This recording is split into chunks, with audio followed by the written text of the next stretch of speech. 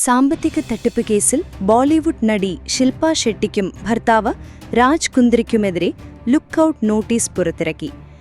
ബെസ്റ്റീൽ TV private ലിമിറ്റഡിനായുള്ള വായ്പ നിക്ഷേപ ഇടപാടുമായി ബന്ധപ്പെട്ട് ദമ്പതികൾ വ്യവസായി ദീപക് കോഥാരിയിൽ നിന്ന് 60 കോടി രൂപ തട്ടിയെടുത്തെന്നാണ് കേസ്. ശിൽപ ഷെട്ടിയുടെയും ഭർത്താവിന്റെയും യാത്രാ വിവരങ്ങൾ പോലീസ് തേടുകയാണ്. സ്ഥാപനത്തിന്റെ ഓഡിറ്ററെ ചോദ്യം ചെയ്യാനും വിളിപ്പിച്ചിട്ടുണ്ട്.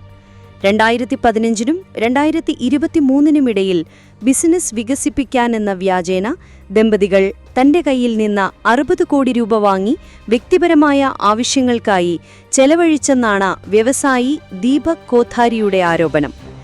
നിശ്ചിത സമയത്തിനുള്ളിൽ 12% വാർഷിക പലിശയോടെ പണം തിരികെ നൽകുമെന്ന ഉറപ്പ് നൽകിയിരുന്നതായും 2016 ഏപ്രിലിൽ ശിൽപ ഷെട്ടി രേഖാമൂലം ഒരു വ്യക്തിഗത ഗ്യാരണ്ടി നൽകിയിരുന്നതായും കോഥാരി പറയുന്നു. എന്നാൽ ഇതിനു പിന്നാലെ ഏതാനും മാസങ്ങൾക്കുള്ളിൽ ശിൽപ ഷെട്ടി സ്ഥാപനത്തിന്റെ ഡയറക്ടർ സ്ഥാനത്ത് നിന്ന് രാജിവച്ചു.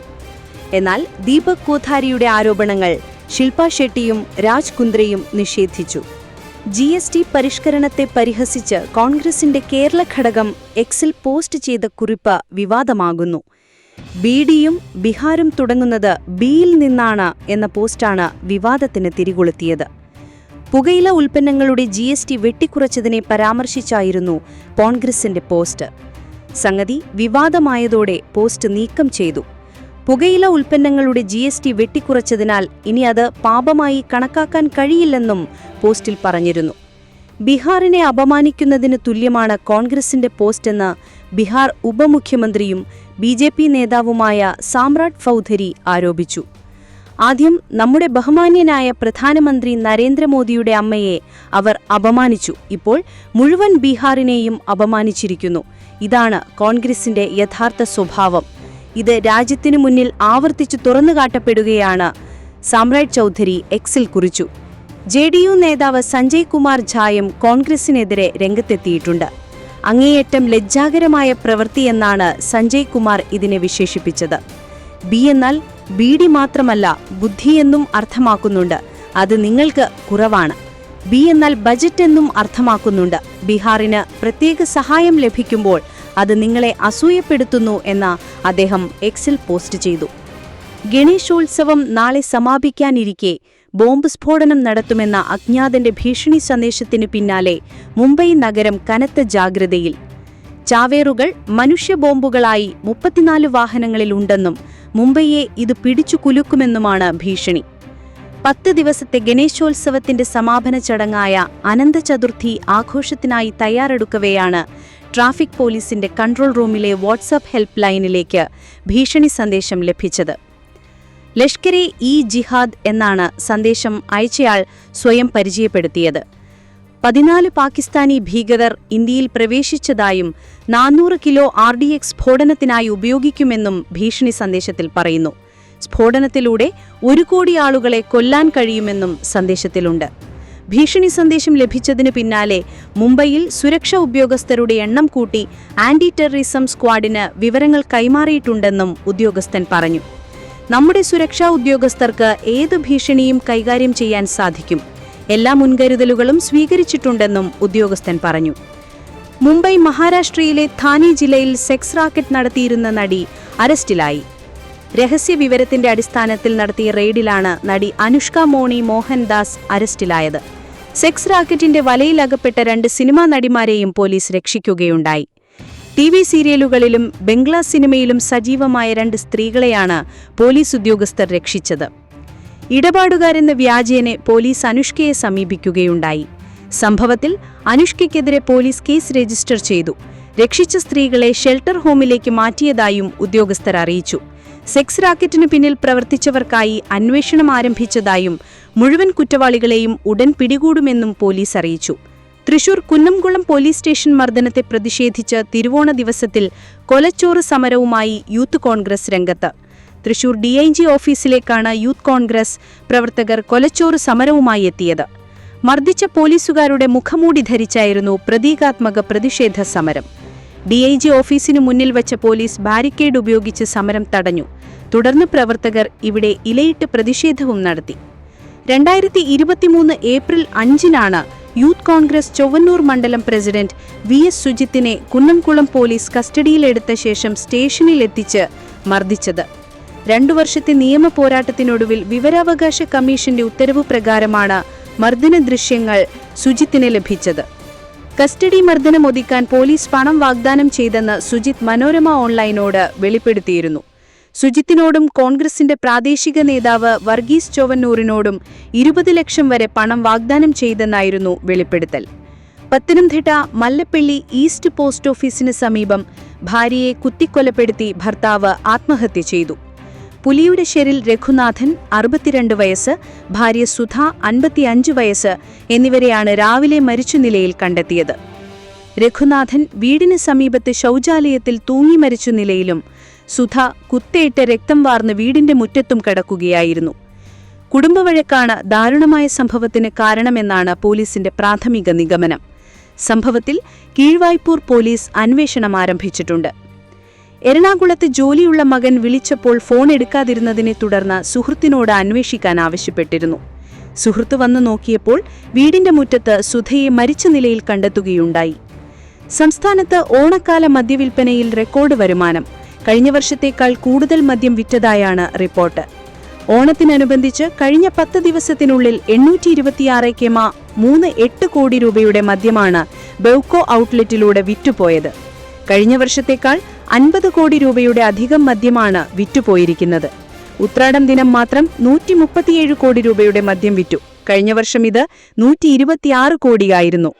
ഉത്രാടം ദിന വിൽപ്പനയിൽ കൊല്ലം ജില്ലയിലെ കരുനാഗപ്പള്ളി ഔട്ട്ലെറ്റാണ് മുന്നിൽ. 1.46 കോടി രൂപയുടെ മദ്യവിൽപ്പനയാണ് ഇവിടെ മാത്രം നടന്നത്. 1.24 കോടി രൂപയുടെ മദ്യം വിറ്റ കൊല്ലം ജില്ലയിലെ തന്നെ ആശ്രമം ഔട്ട്ലെറ്റ് 2ാം സ്ഥാനത്ത്.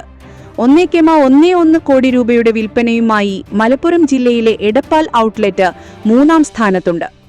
തൃശൂർ ജില്ലയിലെ ചാലക്കുടി ഔട്ട്ലെറ്റ് 1.07 കോടി രൂപ, ഇരിങ്ങാലക്കുട ഔട്ട്ലെറ്റ് 1.03 കോടി രൂപ, കൊല്ലം ജില്ലയിലെ കുണ്ടറ ഔട്ട്ലെറ്റ് 1.0 കോടി രൂപ എന്നിവ 4, 5, 6 സ്ഥാനങ്ങളിൽ.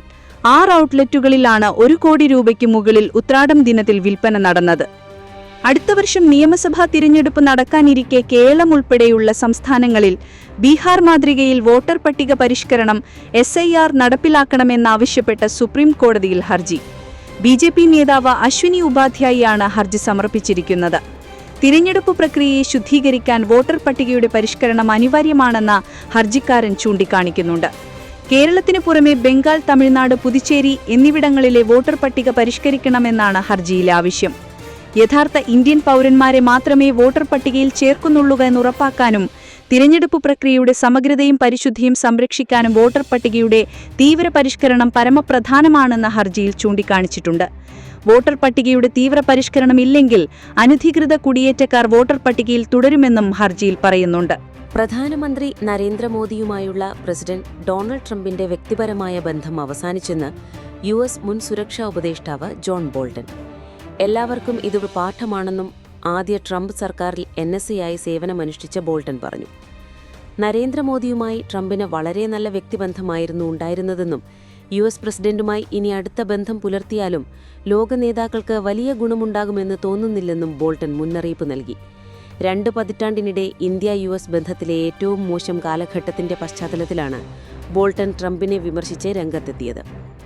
ട്രംപ് രാജ്യാന്തര ബന്ധങ്ങളെ കാണുന്നത് നേതാക്കളുമായുള്ള വ്യക്തിപരമായ ബന്ധത്തിന്റെ പശ്ചാത്തലത്തിലാണ്. വ്ളാഡിമിർ പുടിനുമായി നല്ല ബന്ധമുണ്ടെങ്കിൽ US-നും റഷ്യയ്ക്കുമിടയിൽ നല്ല ബന്ധമുണ്ടാകും. ഇപ്പോൾ അങ്ങനെയല്ലെന്ന് വ്യക്തമാണ്. ബ്രിട്ടീഷ് പ്രധാനമന്ത്രി KR സ്റ്റാർമറുമായി ട്രംപിന് നല്ല വ്യക്തിബന്ധമുണ്ടായിരിക്കാം. എന്നാൽ അതൊരിക്കലും ഗുണകരമാകില്ല. മോശം സാഹചര്യത്തിൽ സംരക്ഷണം നൽകുകയുമില്ല.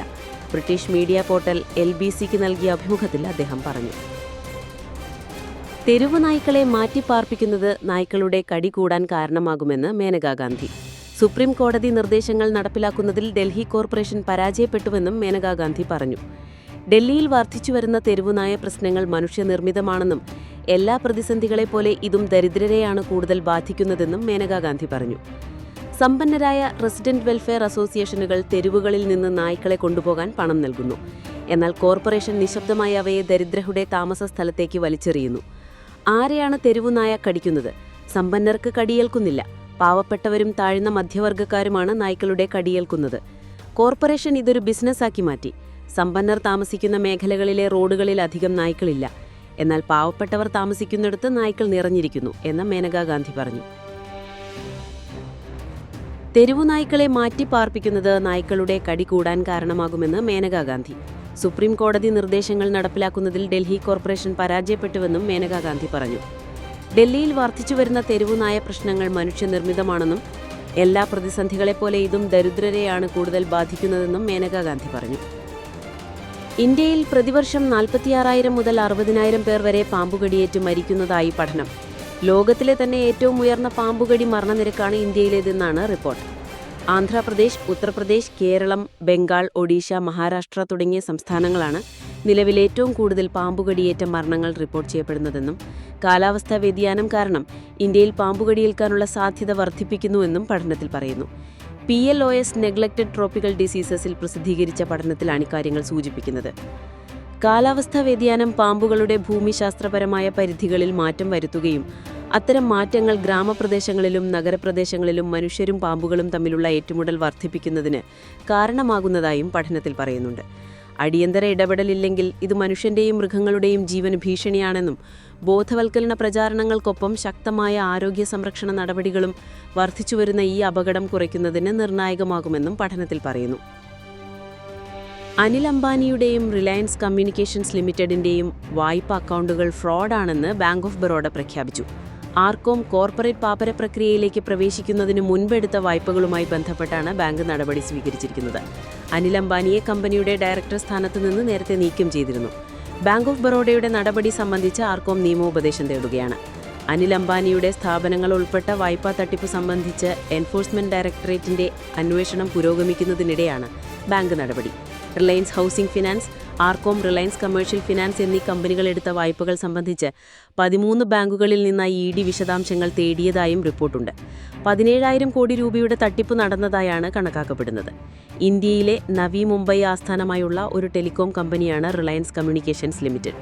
2019 ജൂൺ മുതൽ കമ്പനിയെ കോർപ്പറേറ്റ് പാപ്പര പ്രക്രിയയ്ക്ക് വിധേയമാക്കിക്കൊണ്ടിരിക്കുകയാണ്. നാഷണൽ കമ്പനി ലോ ട്രൈബ്യൂണൽ നിയമിച്ച റെസൊല്യൂഷൻ പ്രൊഫഷണലാണ് അതിന്റെ ബിസിനസ്സും ആസ്തികളും കൈകാര്യം ചെയ്യുന്നത്. നിലവിൽ അനീഷ് നിരഞ്ജൻ നാനാവധിയാണ് ആർകോമിന്റെ റെസൊല്യൂഷൻ പ്രൊഫഷണൽ. നേരത്തെ SBIയും ബാങ്ക് ഓഫ് ഇന്ത്യയും ആർകോമിന്റെ വായ്പ അക്കൗണ്ടുകൾ തട്ടിപ്പാണെന്ന് കണ്ടെത്തിയിരുന്നു. TVK തമിഴക വെട്രിക്കഴകം പ്രസിഡന്റ് നടൻ വിജയുടെ സംസ്ഥാന പര്യടനം സെപ്റ്റംബർ 13 ആരംഭിക്കും. തിരുച്ചിറപ്പള്ളിയിൽ നിന്നാണ് യാത്ര ആരംഭിക്കുക. വിവിധ ഘട്ടങ്ങളിൽ നടക്കുന്ന യാത്രയുടെ ആദ്യഘട്ടത്തിൽ അരിയലൂർ, പെരമ്പലൂർ, തഞ്ചാവൂർ, തിരുവാരൂർ, നാമക്കൽ, ഈറോഡ് തുടങ്ങി 10 ജില്ലകളിൽ പര്യടനം നടത്തും. പൊതുയോഗം, റോഡ് ഷോ തുടങ്ങിയവയും സംഘടിപ്പിക്കും. ഈ യാത്രയ്ക്കായി പ്രത്യേകം സജ്ജമാക്കിയ ബസ് ചെന്നൈ പനയൂരിലെ പാർട്ടി ആസ്ഥാനത്ത് എത്തിച്ചിട്ടുണ്ട്.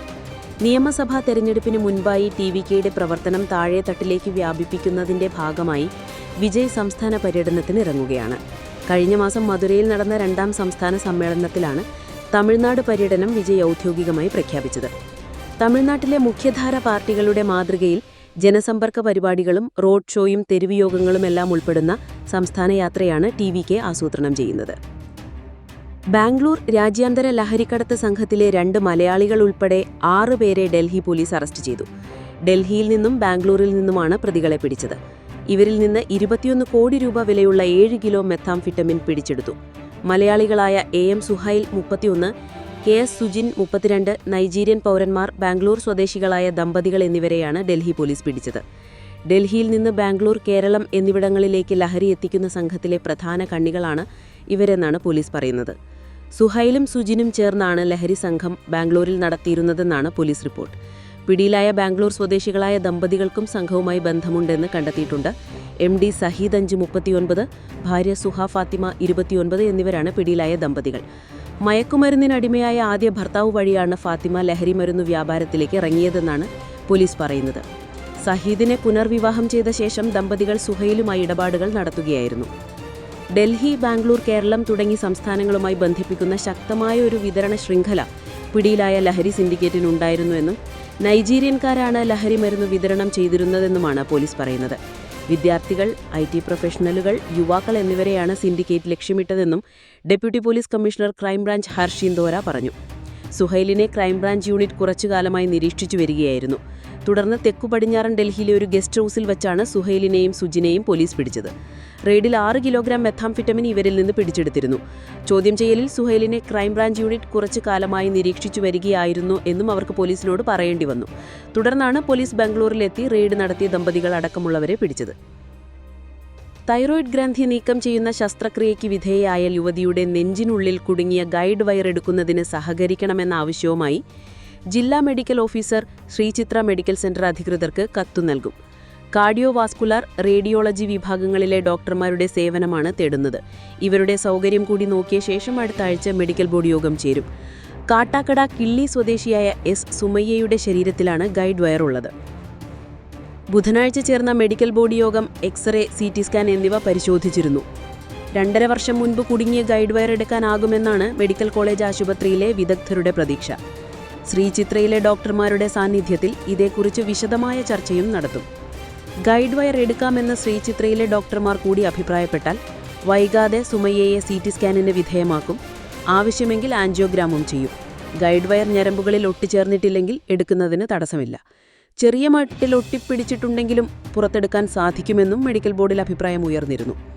2023 മാർച്ച് 22-ന് ശസ്ത്രക്രിയയ്ക്ക് വിധേയയായ സുമയ്യയുടെ നെഞ്ചിൽ ഗൈഡ് വയർ കുടുങ്ങിയിട്ടുണ്ടെന്ന് ഏപ്രിലാണ് കണ്ടെത്തിയത്. ഉടൻ ശ്രീചിത്രയിലെ ഡോക്ടർമാരുടെ അഭിപ്രായം തേടിയപ്പോൾ പുറത്തെടുക്കുന്നത് വെല്ലുവിളിയാകുമെന്നായിരുന്നു മറുപടി. അതിനാലാണ് അവിടുത്തെ സീനിയർ ഡോക്ടർമാരുടെ കൂടി അഭിപ്രായം തേടാൻ മെഡിക്കൽ ബോർഡ് തീരുമാനിച്ചത്. യുക്രൈൻ യുദ്ധം അവസാനിപ്പിക്കാൻ റഷ്യയെ പ്രേരിപ്പിക്കാൻ സഹായിക്കണമെന്ന് പ്രധാനമന്ത്രി നരേന്ദ്രമോദിയോട് അഭ്യർത്ഥിച്ച് യൂറോപ്യൻ നേതാക്കൾ. സംഘർഷത്തിന് സമാധാനപരമായ പരിഹാരത്തിന് ഇന്ത്യയുടെ പിന്തുണയുണ്ടാകുമെന്ന് പ്രധാനമന്ത്രി വ്യക്തമാക്കി. European council president Antonio Costa, European commission president Ursula von der Leyen എന്നിവരാണ് പ്രധാനമന്ത്രിയുമായി ഫോണിൽ സംസാരിച്ചത്. ശനിയാഴ്ച 27 യൂറോപ്യൻ യൂണിയൻ രാജ്യങ്ങളുടെ വിദേശകാര്യ മന്ത്രിമാരുടെ യോഗം കോപ്പൻഹേഗനിൽ നടക്കാനിരിക്കെയാണ് നേതാക്കൾ മോദിയുമായി സംസാരിച്ചത്. യുക്രൈൻ യുദ്ധം റഷ്യ അവസാനിപ്പിച്ച് സമാധാനത്തിന്റെ പാതയിലേക്ക് വരുന്നതിൽ ഇന്ത്യയ്ക്ക് പ്രധാനപ്പെട്ട പങ്ക് നിർവഹിക്കാനുണ്ട്. യുക്രൈൻ യുദ്ധം ആഗോള സുരക്ഷയെ ബാധിക്കുകയും സാമ്പത്തിക സ്ഥിരതയെ ദുർബലപ്പെടുത്തുകയും ചെയ്യുന്നു.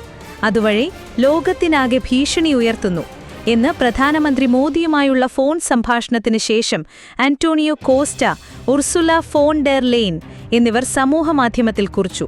വിവിധ രാജ്യങ്ങൾക്കുമേൽ ചുമത്തിയ തീരുവകൾ നിയമവിരുദ്ധമെന്ന അപ്പീൽ കോടതിയുടെ വിധിക്കു പിന്നാലെ സുപ്രീം കോടതിയെ സമീപിച്ച് ട്രംപ് ഭരണകൂടം. തീരുവ പ്രഖ്യാപനങ്ങൾ യുക്രൈനിലെ യുദ്ധം അവസാനിപ്പിക്കാനുള്ള ശ്രമങ്ങളുടെ നിർണായകമായ ഒരു ഭാഗമാണെന്നാണ് ഹർജിയിൽ പറയുന്നത്. റഷ്യയുടെ ഊർജ്ജ ഉൽപ്പന്നങ്ങൾ വാങ്ങിയതിന് ഇന്ത്യക്കെതിരെ രാജ്യാന്തര അടിയന്തര സാമ്പത്തിക അധികാര നിയമം ഉപയോഗിച്ച് തീരുവ ചുമത്താൻ പ്രസിഡന്റ് അടുത്തിടെ അധികാരം നൽകി. യുദ്ധം തകർത്ത യുക്രൈനിൽ സമാധാനം സ്ഥാപിക്കാനുള്ള ട്രംപിന്റെ ശ്രമങ്ങളുടെ ഒരു നിർണായക ഭാഗമാണിത് എന്ന് ഹർജിയിൽ പറയുന്നു. ചരക്ക് സേവന നികുതി അഥവാ GST കൂടുതൽ ലളിതമാക്കിക്കൊണ്ട് കേന്ദ്ര സർക്കാരും സംസ്ഥാനങ്ങളും ചേർന്ന് നടപ്പാക്കിയത് പ്രധാനപ്പെട്ട തീരുമാനമാണെന്ന് പ്രധാനമന്ത്രി നരേന്ദ്രമോദി അറിയിച്ചു. GST കൂടുതൽ ലളിതമായി മാറിയിരിക്കുകയാണെന്നും GSTയിൽ 2 നിരക്കുകൾ മാത്രമേ അവശേഷിക്കുന്നുള്ളൂ എന്നും മോദി പറഞ്ഞു. രാജ്യത്തിന്റെ വളർച്ചയ്ക്കുള്ള ഇരട്ട ഡോസാണ് GST 2.0 എന്നും പ്രധാനമന്ത്രി പറഞ്ഞു. GST പരിഷ്കാരങ്ങൾ നവരാത്രിയുടെ ആദ്യ ദിവസമായ സെപ്റ്റംബർ 22-ന് നടപ്പിലാക്കുമെന്നും അദ്ദേഹം കൂട്ടിച്ചേർത്തു. ദീപാവലിക്കും ഛഠ് പൂജയ്ക്കും മുൻപ് സന്തോഷത്തിന്റെ ഇരട്ടി ധമാക്ക വാഗ്ദാനം ചെയ്യുകയാണ്. ദരിദ്രർക്ക്, നവമധ്യവർഗ മധ്യവർഗ സ്ത്രീകൾക്ക്, വിദ്യാർത്ഥികൾക്ക്, കർഷകർക്ക്, യുവാക്കൾക്ക് എന്നിവർക്കാണ് GST പരിഷ്കാരങ്ങൾ പ്രത്യേകിച്ചും ഗുണം ചെയ്യുക. ഇത് തൊഴിലവസരങ്ങളും നിക്ഷേപങ്ങളും വർദ്ധിപ്പിക്കും. ഉപഭോഗത്തിലും വളർച്ചയിലും പുതിയൊരു മുന്നേറ്റമുണ്ടാകും. പൗരന്മാരുടെ ജീവിത നിലവാരം മെച്ചപ്പെടും. GST പരിഷ്കാരങ്ങളിലൂടെ ഇന്ത്യയുടെ ഊർജ്ജസ്വലമായ സമ്പദ് വ്യവസ്ഥയിൽ 5 പുതിയ രത്നങ്ങൾ അഥവാ പഞ്ചരത്നങ്ങൾ ചേർത്തിട്ടുണ്ട്. വികസിത ഇന്ത്യ കെട്ടിപ്പടുക്കുന്നതിനും ഫെഡറലിസത്തെ ശക്തിപ്പെടുത്താനും ഇത് സഹായിക്കുമെന്ന് മോദി പറഞ്ഞു. അതേസമയം കോൺഗ്രസിനെതിരെ കടുത്ത വിമർശനവും മോദി ഉന്നയിച്ചു. കോൺഗ്രസ് ഭരണകാലത്ത് അവർ നിത്യോപയോഗ സാധനങ്ങൾ, ഭക്ഷണം, മരുന്ന് എന്നിവയ്ക്ക് പോലും നികുതി ചുമത്തിയെന്നും കോൺഗ്രസ് കുട്ടികളുടെ ടോഫിക്ക് പോലും നികുതി ചുമത്തിയെന്നും മോദി പറഞ്ഞു. ആഭ്യന്തര വകുപ്പിലെ ഉന്നത പോലീസ് ഉദ്യോഗസ്ഥരുടെ ഗുണ്ടാബന്ധത്തെക്കുറിച്ച് വളരെ മുൻപ് വെളിപ്പെടുത്തൽ നടത്തിയ പോലീസുകാരനാണ് ഉമേഷ് വള്ളിക്കുന്ന്. എന്നാൽ ഇത് സംബന്ധിച്ച് മുഖ്യമന്ത്രിക്ക് കത്തയച്ചതിന് പിന്നാലെ കോഴിക്കോട് സ്വദേശിയും പത്തനംതിട്ട ആറന്മുള പോലീസ് സ്റ്റേഷനിലെ സീനിയർ CPOയുമായിരുന്ന അദ്ദേഹം സസ്പെൻഡ് ചെയ്യപ്പെട്ടു. കുന്നംകുളം ചൊവ്വന്നൂർ മണ്ഡലം പ്രസിഡന്റ് VS സുജിത് പോലീസ് സ്റ്റേഷനിൽ വെച്ച് ക്രൂരമർദ്ദനത്തിന് ഇരയാക്കപ്പെട്ട സംഭവത്തിന്റെ പശ്ചാത്തലത്തിൽ ഉമേഷ് മുൻപുന്നയിച്ച ആരോപണങ്ങൾ കൂടുതൽ പ്രസക്തമാകുകയാണ്. പോലീസുകാർ ചെയ്യുന്ന നിയമവിരുദ്ധമായ പ്രവർത്തനങ്ങളിൽ ഒന്നുമാത്രമാണ് കസ്റ്റഡി മർദ്ദനം. ഞാൻ ഫറോക്ക് സ്റ്റേഷനിൽ ജോലി ചെയ്തിരുന്ന സമയത്ത് അവിടുത്തെ സബ് ഇൻസ്പെക്ടർ പ്രതിയെ മുകൾ നിലയിലെ റെസ്റ്റ് റൂമിൽ വെച്ച് തല്ലുന്നത് കണ്ടിട്ടുണ്ട്. എന്നാൽ ഞാൻ മുറിയിലേക്ക് ചെന്നപ്പോൾ പെട്ടെന്ന് നിർത്തി. മനോരമ ഓൺലൈനിന് നൽകിയ അഭിമുഖത്തിൽ പോലീസ് കുറ്റകൃത്യങ്ങളെക്കുറിച്ച് കൂടുതൽ വെളിപ്പെടുത്തുന്നു ഉമേഷ് വള്ളിക്കുന്ന്. പോലീസ് സ്റ്റേഷനുകളിൽ നടക്കുന്ന കസ്റ്റഡി മർദ്ദനങ്ങളുടെ ഒരു ഇരയാണ് VS സുജിത്. ഞാൻ പത്തനംതിട്ട ആറന്മുള പോലീസ് സ്റ്റേഷനിൽ ജോലി ചെയ്യുമ്പോഴാണ് പോലീസിൽ ഗുണ്ടാ സംഘങ്ങളുണ്ടെന്ന് വ്യക്തമാക്കി മുഖ്യമന്ത്രിക്ക് കത്തെഴുതിയത്. അന്ന് നൽകിയ പരാതിയിൽ യാതൊരു നടപടിയും ഇതുവരെ എടുത്തിട്ടില്ല. പകരം എന്നെ പിരിച്ചുവിടുകയായിരുന്നു. പിന്നീട് പോലീസുകാരിലെ പല ഉന്നതർക്കും ഗുണ്ടാ സംഘങ്ങളുമായുള്ള ബന്ധം വെളിപ്പെട്ടു. IPS പദവിയിലിരിക്കുന്നവർ മുതൽ ഏറ്റവും താഴെക്കിടയിലുള്ള പോലീസുകാർ വരെ പലതരത്തിലുള്ള ക്രൈമുകളിൽ ഉൾപ്പെട്ടിട്ടുണ്ട്. അത്തരത്തിൽ പോലീസുകാർ ചെയ്യുന്ന നിയമവിരുദ്ധമായ പ്രവർത്തനങ്ങളിൽ ഒന്നുമാത്രമാണ് കസ്റ്റഡി മർദ്ദനം. മേലുദ്യോഗസ്ഥരെ പ്രീതിപ്പെടുത്തി ജോലി ചെയ്യാനാണ് പല പോലീസുകാരും ശ്രമിക്കുന്നത്. അതുകൊണ്ടുതന്നെ തന്റെ സ്റ്റേഷനിൽ നിയമവിരുദ്ധമായ കാര്യങ്ങൾ നടക്കുമ്പോൾ പ്രതികരിക്കാൻ പോലും അവർ തയ്യാറാകുന്നില്ല. അനധികൃതമായ കസ്റ്റഡി പാടില്ല എന്നോ ബലപ്രയോഗം നടത്താൻ പാടില്ല എന്നോ പറയാൻ അവർ തയ്യാറാകുന്നില്ല. അതുകൊണ്ടുതന്നെ രാജാവിനേക്കാൾ വലിയ രാജഭക്തി കാണിച്ച് അവർ ഈ ക്രൈമുകൾക്ക് കൂട്ടുനിൽക്കുകയാണ്. CCTV ഉണ്ടെന്നറിഞ്ഞിട്ടും സുജിത്തിനെ മർദ്ദിക്കാനുള്ള ധൈര്യം അവരുടെ പോലീസ് യൂണിഫോമാണ്. അവർക്കു പിന്നിൽ വലിയ രാഷ്ട്രീയ ശക്തികളുണ്ട് എന്നതാണ് വാസ്തവം. അല്ലാതെ അവർക്കിത്ര ധൈര്യമുണ്ടാവില്ല. പോലീസുകാർക്ക് രാഷ്ട്രീയം പാടില്ല എന്നാണ്. പക്ഷേ പോലീസുകാർക്ക് കൃത്യമായ രാഷ്ട്രീയമുണ്ട്. രാഷ്ട്രീയ നേതാക്കളുടെ സ്വാധീനമുണ്ട്. 2003 തുടക്കത്തിലാണ് സ്റ്റേഷനുകളിൽ ക്യാമറ സ്ഥാപിക്കുന്നത്. സ്റ്റേഷനിൽ നടക്കുന്ന കാര്യങ്ങൾ റെക്കോർഡ് ചെയ്യപ്പെടുമെന്നുറപ്പുണ്ടായിട്ടും ക്യാമറയ്ക്ക് മുൻപിൽ വെച്ച് സുജിത്തിനെ മർദ്ദിച്ചെങ്കിൽ ഈ ദൃശ്യങ്ങൾ ആർക്കും കൊടുക്കേണ്ടതില്ല. അനായാസം നശിപ്പിച്ചു കളയാമെന്ന ധാരണയുള്ളതുകൊണ്ടാണ്. ആ ഉറപ്പുള്ളതുകൊണ്ടാണ്. വിവരാവകാശ പ്രകാരം 1 മാസത്തിനുള്ളിൽ ലഭിക്കേണ്ട വിഷ്വൽസ് സുജിത്തിന് ലഭിച്ചത് 2 വർഷത്തിനു ശേഷമാണ്. ഇത്രയും വൈകിട്ടും ഈ വിഷ്വൽസ് നശിപ്പിക്കപ്പെടാതിരിക്കാനുള്ള കാരണം ഹൈക്കോടതിയിൽ നിന്നും ഉത്തരവ് വാങ്ങിയതുകൊണ്ടാണ്. അല്ലാത്ത പക്ഷം അന്നേ ദിവസം CCTV വർക്ക് ചെയ്യുന്നുണ്ടായിരുന്നില്ല. വിഷ്വൽസ് നശിച്ചുപോയി തുടങ്ങിയ കളങ്ങൾ ആ പോലീസുകാർ പറഞ്ഞേക്കും. സുജിത്തും വർഗീസ് ചൊവ്വന്നൂരും ബുദ്ധിപൂർവ്വം പോരാടിയതുകൊണ്ടാണ് ഈ തെളിവുകൾ സംരക്ഷിക്കപ്പെട്ടത്. ഞാൻ സോഷ്യൽ മീഡിയയിൽ സജീവമാണെന്ന് ഇവർക്കറിയുന്നതുകൊണ്ട് തന്നെ എന്റെ മുന്നിൽ വെച്ച് ആളുകളെ മർദ്ദിക്കാറില്ല. ഞാൻ ഫറോക്ക് സ്റ്റേഷനിൽ ജോലി ചെയ്തിരുന്ന സമയത്ത് അവിടുത്തെ സബ് ഇൻസ്പെക്ടർ പ്രതിയെ മുകൾ നിലയിലെ റെസ്റ്റ് റൂമിൽ വെച്ച് തല്ലുന്നത് കണ്ടിട്ടുണ്ട്. എന്നാൽ ഞാൻ മുറിയിലേക്ക് ചെന്നപ്പോൾ പെട്ടെന്ന് നിർത്തി. ഒത്തുതീർപ്പിനായി സുജിത്തിനെ സമീപിച്ചവർ വലിയ തുക വാഗ്ദാനം ചെയ്തു. താങ്കൾക്കിതുപോലുള്ള വാഗ്ദാനങ്ങളോ ഭീഷണികളോ കിട്ടിയിട്ടുണ്ടോ? IG-ആയി വിരമിച്ച ഒരാളുടെ നിയമവിരുദ്ധ പ്രവർത്തനങ്ങൾക്കെതിരെ ഞാൻ പ്രതികരിച്ചപ്പോൾ പലതരത്തിലുള്ള ഭീഷണികളും ഒത്തുതീർപ്പിനുള്ള ക്ഷണങ്ങളും കിട്ടിയിട്ടുണ്ട്. റിട്ടയർ ആവാനായ സമയത്ത് അദ്ദേഹത്തിന്റെ ഇമേജിനെ ബാധിക്കുന്ന ഇത്തരം പ്രവൃത്തികൾ എന്റെ ഭാഗത്തു നിന്നുണ്ടാവരുത് എന്ന താക്കീതുകൾ കിട്ടിയിട്ടുണ്ട്. പോലീസ് സേനയ്ക്കകത്തു നിന്നായിരുന്നു ഇതെല്ലാം. പക്ഷെ എനിക്ക് സൗകര്യമില്ല. എനിക്കുണ്ടാകുന്ന നഷ്ടം ഞാൻ സഹിച്ചോളാമെന്നാണ് പറഞ്ഞത്. സസ്പെൻഷന് ശേഷം എനിക്കുണ്ടായ സാമ്പത്തിക നഷ്ടം നികത്തിത്തരാമെന്ന വാഗ്ദാനങ്ങൾ വരെ ഉണ്ടായിരുന്നു. ഇതിനൊന്നും ഞാൻ വഴങ്ങിയില്ല.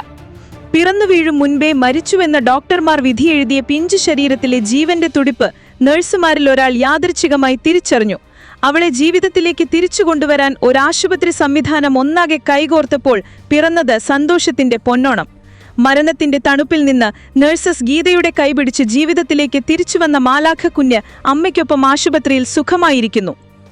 തിരൂർ തലക്കെടത്തൂർ അൽ നൂർ ആശുപത്രിയാണ് പിഞ്ചുകുഞ്ഞിന്റെ പുനർജന്മത്തിന് വേദിയായത്. രക്തസ്രാവം വന്ന പൂർണ്ണ ഗർഭിണിയെയാണ് ബുധനാഴ്ച ആശുപത്രിയിൽ പ്രവേശിപ്പിച്ചത്. ഇവരുടെ ഗർഭകാല പരിശോധന മറ്റൊരു ആശുപത്രിയിലായിരുന്നു. കുഞ്ഞിന് ജീവൻ ഉണ്ടാകില്ല എന്ന സങ്കടവാർത്ത അവസാന പരിശോധനയ്ക്ക് ശേഷം കുടുംബത്തെ അറിയിച്ചിരുന്നു.